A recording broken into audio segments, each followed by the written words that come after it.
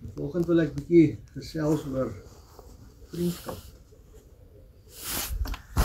Dus ek nou moet vra, vir wie is jy 'n vriend? Wat is die eerste naam wat by jou opkom? En as jy nou dink aan daai vriend, wat klassifiseer julle om vriende te wees? Daar moet sekere goed tog teenwoordig wees om te klassifiseer dat ons vriende is. So wat sal dit wees? Vra jy die vraag? Ek glo broederskap is iets soos 'n Dawid en 'n Jonathan basis. Ek glo ek is iemand met wie jy al 'n pad geloop het. Die eerste ou gaan wees aan wie jy dink in jou nood. As jy jou nood het om jou te kom help. Dis die ou wat jy sy nommer hier gaan skakel as jy langs die pad gaan stap. Dis nou my insit. En 'n ou wat jy tyd aan spandeer. Ja. Tyd is belangrik. Dis reg, tyd en 'n persoon wat jy dink, nie dink nie, wat jy weet, jy kan saam met hom 'n pad stap. As ek hierdie probleem het, kan ek na hom toe gaan. En hy gaan my help. Saam met wie jy kan bid. Ou saam met pragtig gestel. Ou saam wie jy jou diepste geheime kan deel. Ja. Vertroue. Daar sê wat jy nie nou sê ook ja. So eerstens is tog iemand wat jy moet ken. Dis iemand wat jy moet ken. Maar om iemand te ken is nie genoeg nie. Want as jy hom net ken, ons ken baie mense, dan is dit net 'n kennis. Dan moet 'n verhouding teenwoordig wees. En soos wat julle almal tereg gesê het, is iemand met wie jy vertroue in kan hê. 'n Vertroueling. As jy iets wil deel met iemand, iets op die hart het, daai persoon na wie jy kan gaan, die diepste geheim met hom kan deel.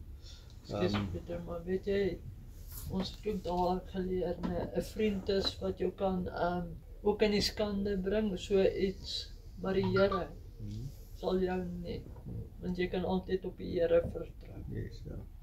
En iemand wat half 'n toevlug is, na wie jy kan gaan, as jy weet jy het, soos hulle gesê het, nood het. Okay, so nou net 'n bietjie skrifdeel rondom dit. Die eerste gedeelte is 1 Johannes 1 vers 12. Dis 'n skrif wat ons almal ken en ek dink dit is maar half waar dit kan begin, is wat Johannes skryf, maar almal wat hom aangeneem het, aan hulle het hy mag gegee om kinders van God te word, aan hulle wat in sy naam glo. Okay, so as jy die Here aanneem en jy glo in sy naam, dan word jy gesien as kind van God. Maar dis nie waar dit ophou nie. Dit gaan nou 'n bietjie verder. Okay, as ons kyk na Johannes 15. En we gaan sommer hier begin by vers 12 tot 15. Dit is my gebod, dat julle mekaar moet lief hê, net soos ek julle lief gehad het. So Jesus praat hier met sy disippels. Okay. Groter liefde het niemand as dit nie, dat iemand sy lewe vir sy vriende gee. So as jy nou aan die vriend dink, sal jy bereid wees om jou lewe vir hom te gee? Sal jy? Sal jy reg? Dis 'n groot vraag hoor. Dit is nie sommer 'n klein vraagie. Jy moet regtig waar diep aan dit gaan dink. As jy bevat 'n gebou wat aan die brand is, ek nou weer gesien, waar hierdie brandweerman terwyl die goed instort. En dit is nie eens 'n vriend, dit is net 'n lewe. En hy gaan tussen daai vallende balke en goed in en hy gaan haal daai persoon uit. En hy kom daar uit met onsaglike brandwonde en goed wat hy opgedoen het, terwille van iemand wat hy nie eers ken nie. Nou, wat sal daai man vir sy vriende? So jy moet heeltemal na 'n ander milieu toe beweeg om die ding, sal jy jouself, jou Racheltjie de Beer, sy het haar lewe gegee om Abuti te red. Jy moet daai dinge gaan bedink. Het jy so 'n vriend vir wie jy jou lewe sal aflê? Is baie diep vraag die oor Boeddhas. Is 'n baie diep vraag om eerlik vir jouself te beantwoord.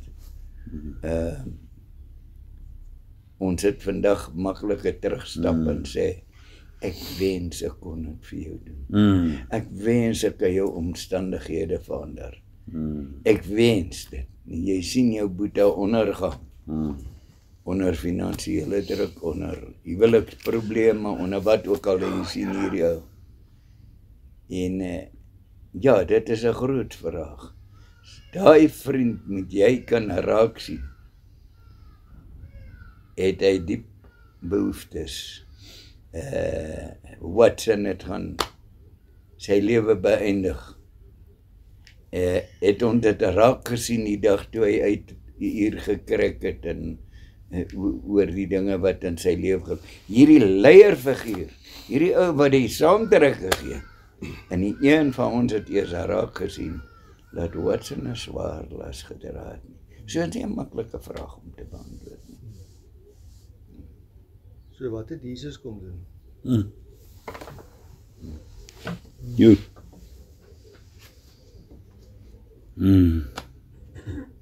Sy lewe vir ons kom aflê.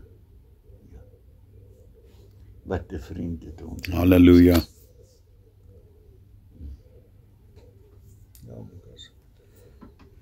Dan skryf hy verder, dat Jesus sê, julle is my vriende, as julle alles doen, wat ek julle beveel. Ek noem julle nie meer diensknegte nie, omdat die dienskneg nie weet wat sy Heer doen nie. Maar ek het julle vriende genoem, omdat ek alles wat ek van die Vader gehoor het, aan julle bekend gemaak het.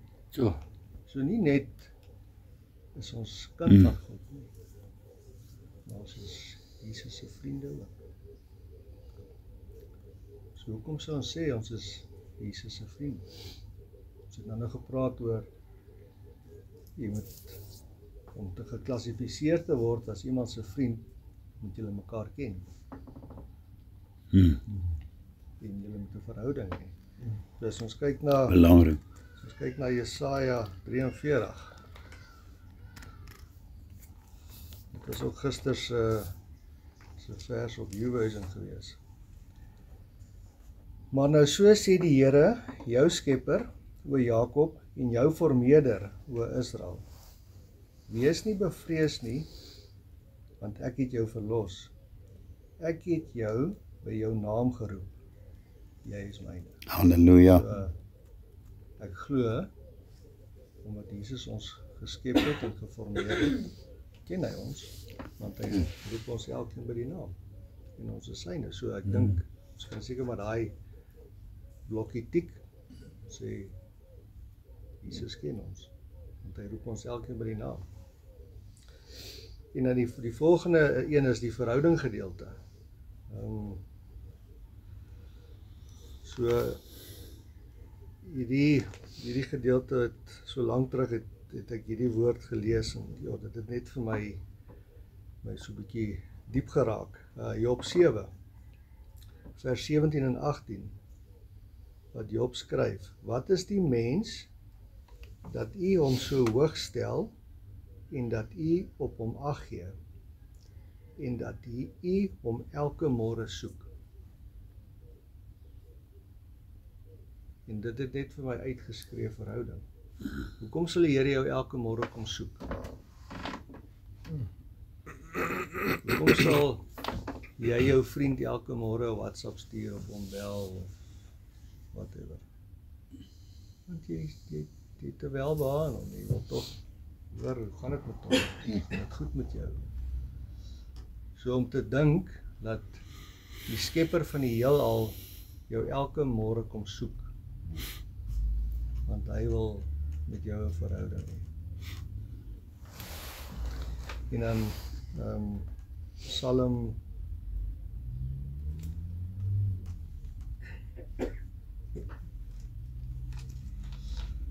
8 vers 5. En dit is ook 'n psalm wat redelik bekend is. Wat is die mens dat u aan hom dink, en die mense kind dat u hom besoek? Dit is amper 'n baie naby herhaling van wat Job geskryf het, wat Dawid ook skryf. Wat hy vra, wat is die mens dat die skepper aan hom sal dink? Ek meen, hy ken ons, hy is ons vormeerder. Hy het 'n welbehae in ons. So, nou wil ek net 'n stapie verder gaan. Nou kyk ons na Openbaring 3 vers 20 en dit is ook 'n bekende vers wat ons ook al baie gehoor het oor. Kyk, ek staan by die deur en klop. As iemand my stem hoor en die deur oopmaak, sal ek ingaan na hom toe en saam met hom maaltyd hou en hy met my. So dit praat ook oor verhouding. Maar dit gaan meer as oor net daai verhouding. Oom Lukas het nou gepraat van die oom se seun en dogter wat getrou, daai samehorigheid, daai warmte, ja, wat kan mense doen? Ja, en ek dink ons almal weet hoe lekker 'n mens om 'n etenstafel kan kuier, saam met geliefdes. Mense kan vir ure daar sit en kuier. En weer eens wat 'n voorreg dit is, waar God jou kom nooi en sê hy wil met jou 'n maaltyd hou. Hy nooi jou uit na sy tafel toe. In die Bybelse tyd was daar 'n ete by 'n tafel of het 'n sekere betekenis gehad. En kom ons kyk, wat was daai sekere betekenis? Psalm 23 ken ons baie goed.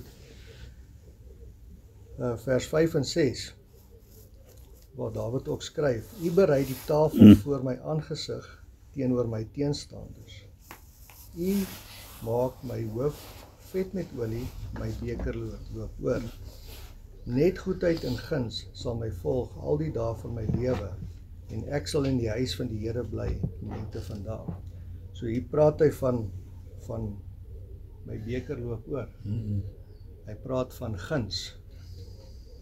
So daai betekenis van om aan tafel te sit saam met iemand beteken om guns te bewys aan iemand, om eer te betoon aan iemand. So God kom en hy sê vir ons, hy wil met ons 'n maaltyd hou, om guns aan ons te bewys en om eer aan ons te betoon. En as ons kyk, 1 Konings 2 vers 7, dit is waar Dawid sy laaste bevele aan Salomo gegee het. En hier was ook net nog 'n bewys van wat dit beteken, die betekenis daarvan om 'n maaltyd te hou met iemand. Wat Dawid aan Salomo sê, maar aan die seuns van Barsileel en die Gileadiet moet jy guns bewys en hulle moet wees onder die wat aan jou tafel eet. Want so het hulle na my toe aangekom toe ek vir jou broer Absalom gevlug het. Dus weer eens om die guns te bewys aan die mense wat in Dawid se nood daar was. Ja. En dan ook 1 Konings